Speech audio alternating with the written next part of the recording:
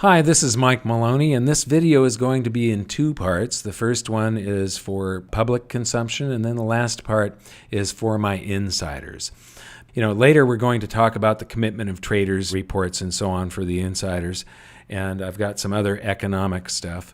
But before we get going, I want to say that, during this election cycle and the polarization that we have seen between Republicans and Democrats, the extremes that we have been seeing, I have been trying to tread very lightly and not get involved in all of that because I am trying to figure out what creates maximum prosperity for all of mankind. I really do not want to get involved in any of the political stuff, but what I find is that it keeps me from commenting on certain things, certain policies of the left or the right. And if people are going to accuse me of, oh, you're just one of those liberals, or oh, you're one of those conservatives, I don't want to get involved in that. I am what is called a classical liberal. All of the founding fathers were classical liberals. The word liberal is a derivative of liberty, which is a derivative of liber, meaning free man. That's the Latin root of the word liberal.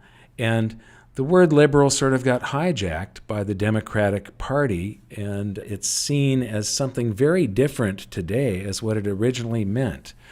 Liberal back then meant libertarian now. Libertarian, all of the founding fathers were libertarians, and I am specifically a Jeffersonian libertarian or classical liberal. If you read the writings of Thomas Jefferson, it will make you very proud of who we were, and it will also make you very ashamed of what we've become. It'll also motivate you to take action and to try and change things for the better. So now I'm going to comment on some of the things that Trump is proposing here. And so keep in mind, I'm neither for Trump or Hillary or Bernie Sanders or anything else. The last person I've seen that I wanted to vote for was Ron Paul, actually. However, these two items here, we're going to be imposing a very major border tax, and they're talking about tariffs that are very heavy. And history proves that this does not work. This is bad economics, and it hurts all economies that are involved. We've tried this before. It's been tried time after time after time throughout history. All it does is damage all of the economies involved. But at the same time, he's also saying he's going to cut regulations by 75%. And there are so many regulations nowadays that there is no such thing as an American that is not a criminal. The regulations that they have passed are so conflicting and confusing, and I have been caught in a loop in a couple of these instances where they create a catch-22 because of conflicting regulations or overlapping stuff. There's just so many of them that my mother's about to have her 91st birthday, and I'm sure that if I spent a couple of years going through the bazillions of regulations, I could find things that she broke, that she's a criminal. Maybe she paid a boy $10 to mow her lawn or something, and it took 2 hours. Therefore, she broke the Minimum Wage Act. So these are good and bad things. One of the things about this administration, well, it looks like they're going to be much more friendly to business, and business is what drives all of prosperity. It is you and I transacting with one another. And so here, I've been a major supporter of Tesla for a long time. I've owned several Teslas, and so Elon Musk seen at the White House on President Trump's first day in office, and he was there along with executives from Lockheed Martin, Johnson & Johnson, Whirlpool, and others. So at least our government is now at least concerned. They want to know from the people that run the major businesses in the country what business needs to get the economy rolling.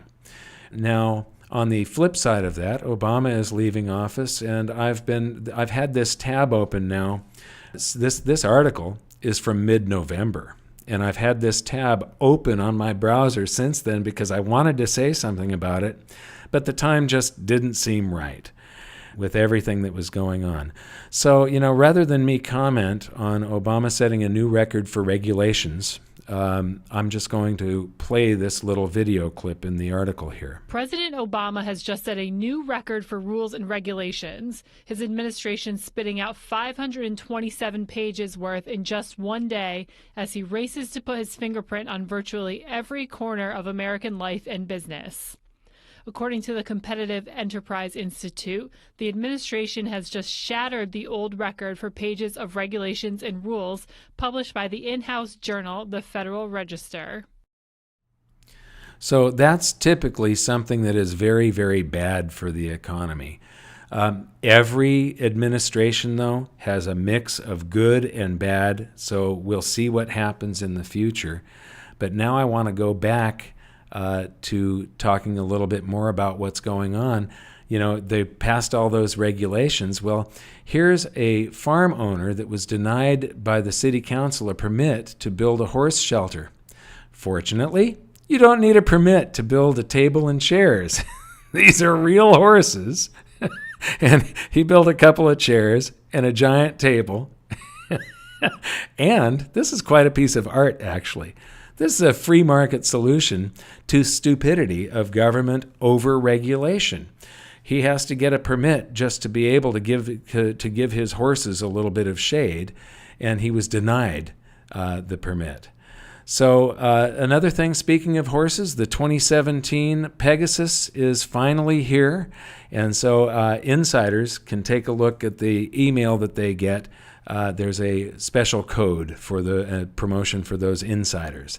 So now we're going to get to the commitment of traders reports, and we're going to talk about where gold and silver potentially may go in the future. And as you know, I've been watching this very closely since the peak here, and it's been